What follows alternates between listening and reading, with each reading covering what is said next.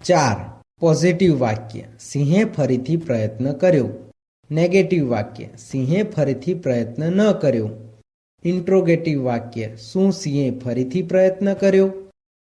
આપણે સૌ પ્રથમ આ વાક્યોમાં સબ્જેક્ટ, ઓબ્જેક્ટ અને વર્બ કોને કહેવાય તે જોઈએ. આ વાક્યમાં સિંહ સબ્જેક્ટ છે, પ્રયત્ન કરવો વર્બ છે અને આ વાક્યમાં ઓબ્જેક્ટ આપ્યો નથી.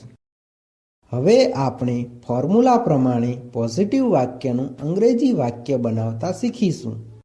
સબ્જેક્ટ એટલે કે સિંહ. સિંહનું અંગ્રેજી લાયન થાય છે, પરંતુ લાયન આગળ આર્ટિકલ ધ લાગતો હોવાથી તેને ધ લાયન એમ લખાય છે. વર્બ એટલે કે પ્રયત્ન કરવો. પ્રયત્ન કરવોનું અંગ્રેજી ટ્રાય થાય છે, પરંતુ સિમ્પલ પાસ્ટ ટેન્સના પોઝિટિવ વાક્યમાં ક્રિયાપદના મૂળ રૂપનું ભૂતકાળ થતું હોવાથી ટ્રાયનું ભૂતકાળ ટ્રાયડ થાય છે.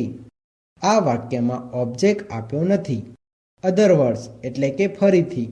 ફરીથીનું અંગ્રેજી અગેન થાય છે.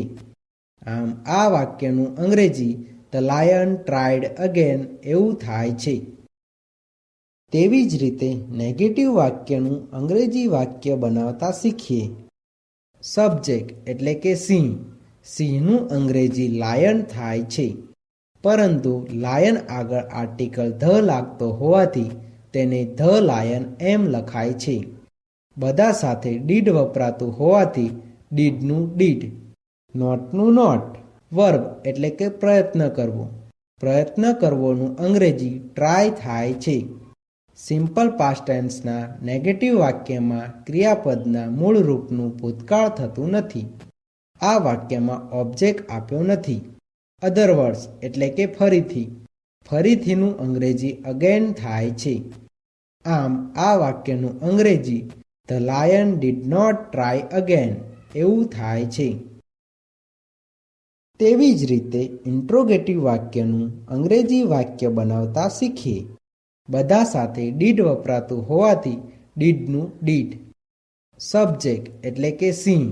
સિંહનું અંગ્રેજી લાયન થાય છે, પરંતુ લાયન આગળ આર્ટિકલ ધ લાગતો હોવાથી તેને ધ લાયન એમ લખાય છે. વર્બ એટલે કે પ્રયત્ન કરવો. પ્રયત્ન કરવોનું અંગ્રેજી ટ્રાય થાય છે. સિમ્પલ પાસ્ટ ટેન્સના ઇન્ટ્રોગેટિવ વાક્યમાં ક્રિયાપદના મૂળ રૂપનું ભૂતકાળ થતું નથી. આ વાક્યમાં ઓબ્જેક્ટ આપ્યો નથી. અધર વર્ડ્સ એટલે કે ફરીથી. ફરીથીનું અંગ્રેજી અગેન થાય છે. આ ઇન્ટ્રોગેટિવ વાક્ય હોવાથી વાક્યની પાછળ ક્વેશ્ચન માર્ક આવે છે. આમ આ વાક્યનું અંગ્રેજી did the lion try again એવું થાય છે.